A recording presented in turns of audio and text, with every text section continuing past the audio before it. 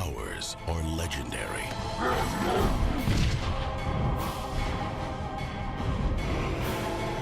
Their origins are unknown. Their methods are extreme. And the game is on. LXG, the League of Extraordinary Gentlemen.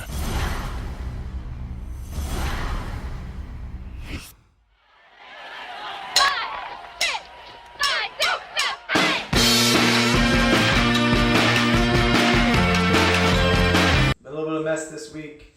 I had to work on today, and there's a tsunami in Japan as we speak, right in my hometown. So it's a little bit of a mess, but we're going to try to kick this in before the Sunday morning games.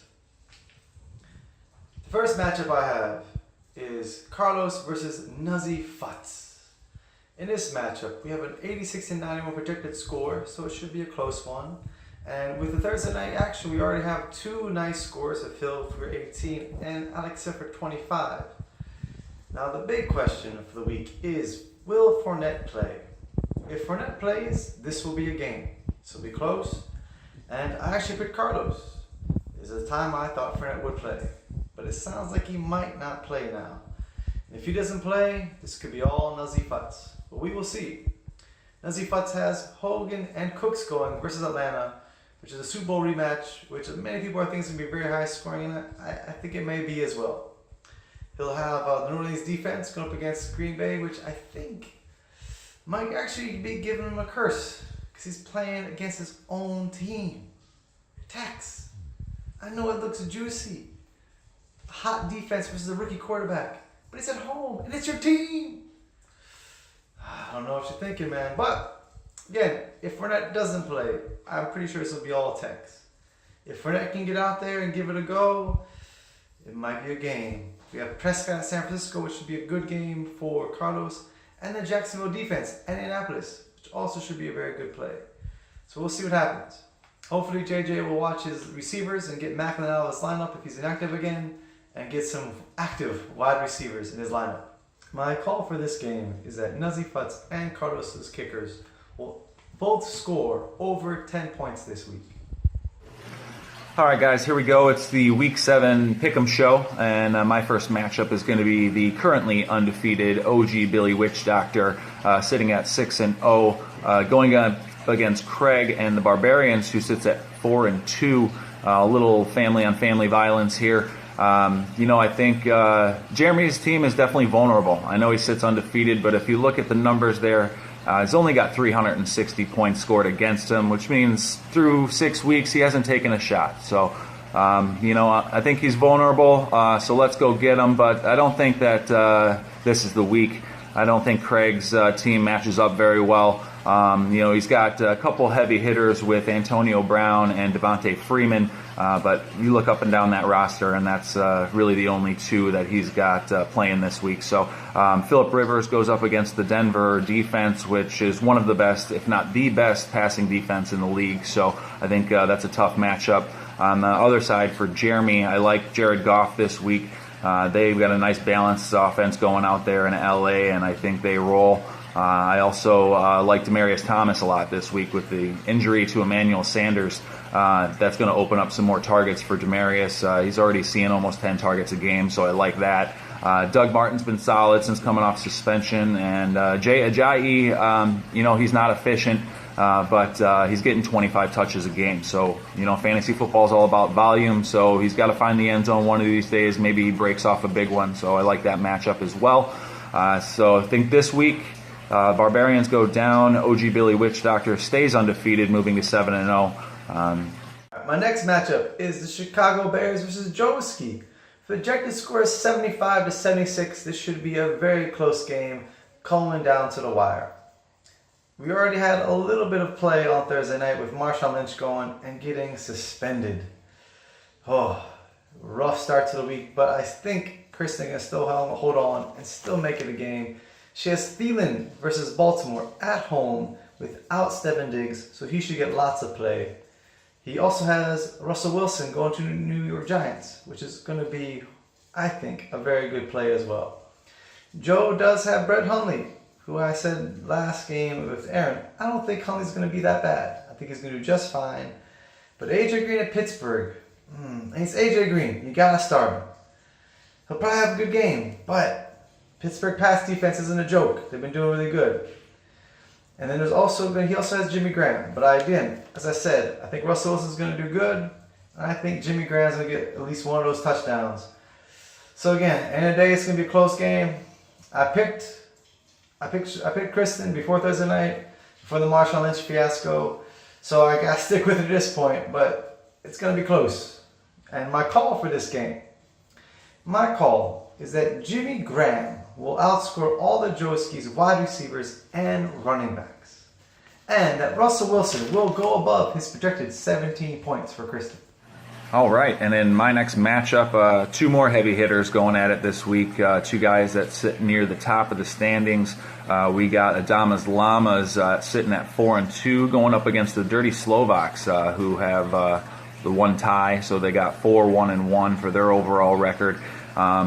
Close matchup here. These guys both have heavy hitters. You're looking at Carson Wentz and Le'Veon Bell, Rob Gronkowski for the Dirty Slovaks. And then on the other side, you got Tom Brady and LaShawn McCoy, and also Zach Ertz, who's been one of the top fantasy tight ends this year, going for the Llamas. In this one, I think the Llamas take it down. Tom Brady, I think, has a real big day in that Super Bowl matchup against the Atlanta Falcons. There's going to be some big points on both sides of the line here, but one player that I think stands out on the Llamas side is Benny Fowler. So he's going to be your number 2 wide receiver for the Denver Broncos this week. And I think there's a lot of targets there for him. He's been involved in the offense so far. So I think he's the sneaky play that tips the scales in Llamas' favor. Llamas gets the victory, moves on to 5-2, while the Slovaks take their second loss of the year, moving to 4-2-1 after the beatdown from Adamas Llamas this week. All right, in my next preview, I have the Chi-Town Beatdown versus Kneecaps. For a projected score of 80-82, this should also be a very close game. We have the Newton to Funchess connection on Josh's team going to Chicago, which has proven to be a very decent, almost good, I hate to say that, they're the Bears, but they have been a decent to good pass defense. But without Kevin Benjamin, I do think Funchess is going to get lots of play. That should be a good matchup. He has Ingram going to Green Bay. While again, I do think Hundley will be fine, I think there'll be plenty of action for Ingram. He'll have a nice score as well. He also has Michael Thomas going to Green Bay, which again, it's going to be a close game. He'll get plenty of run. He'll have a nice amount of points. Neil does have Adrian Peterson going, who I think will have another nice game, but I don't think it's going to be like last week. I don't think there's 2 more touchdowns in the cards for him, and I do believe Josh will be able to pull out the win this week. My call for this game is that Ingram and Peterson will go toe-to-toe. Both score over 16 points, but I do believe Peterson will score more points than Mark Ingram. And in my final matchup of the week, we got two teams currently sitting at 2-4 going at each other. We're looking at Bag of Ditkas going up against Heinrich Maneuver. These two teams looking to crawl their way out of the basement, get closer to 500. So on the Ditka side, we can already see from the Thursday night game that he's sitting with 29 points out of Derek Carr already. Big performance by Derek Carr on Thursday night. So you would think, hey, you know what? He's already got almost 30 out of his quarterback. He's a guaranteed win. That's not where I'm going this week. I'm sticking with Heinrich Maneuver to pull this victory out. He's got Kirk Cousins going against the Eagles. That game's got shootout potential. Could be a lot of points there. And on the other side of that game, he's also got Nelson Aguilar. So he could that game could score a lot of points, and I think a lot of fantasy production out of that game. Des Bryant, he's one of my top wide receivers of this week. I think he really goes off. They're throwing more in Dallas. They got a pretty good pace of play, and I think Dez is primed to go off for a big one this week. And also he's finishes off with the Henry brothers. We got Derrick Henry and Hunter Henry. Derrick Henry obviously is a part of that Titans offense now on a more regular basis, so I like him to find the end zone this week. And I think Hunter Henry has a big day as well, as he's going up against the Denver Broncos, who are really good against outside receivers, so I think that opens up some things over the middle. Heinrich Maneuver takes it down.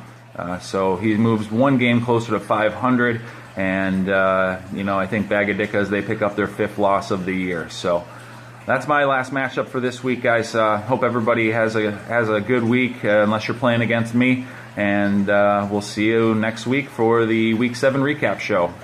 In my last recap, I have Excuses Start Soon versus Yay Boys in Spandex. For a projected score of 66-73, favoring Tree. This shouldn't be close, but Tree already had Kansas City defense go on Thursday night for 1 point, which now puts their live projection much closer. Matt will have Carolina defense going to Chicago. They won't have Kuechly, but they will still be playing a rookie quarterback, so they should still be able to get a decent amount of points. The problem is he has Wendell Smallwood and Andre Ellison going as running backs.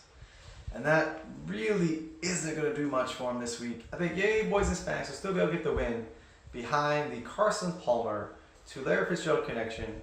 Maybe not a touchdown this week, but it's still enough damage to get the win with the help of Carlos Hyde. My call for this game is that there will be 0 points scored by the tight ends in this matchup. Alright guys, I gotta get going. I don't know, I gotta do whatever you gotta do during the tsunami, man. I gotta get shit together. Guys, take it easy. Good luck today. Have fun.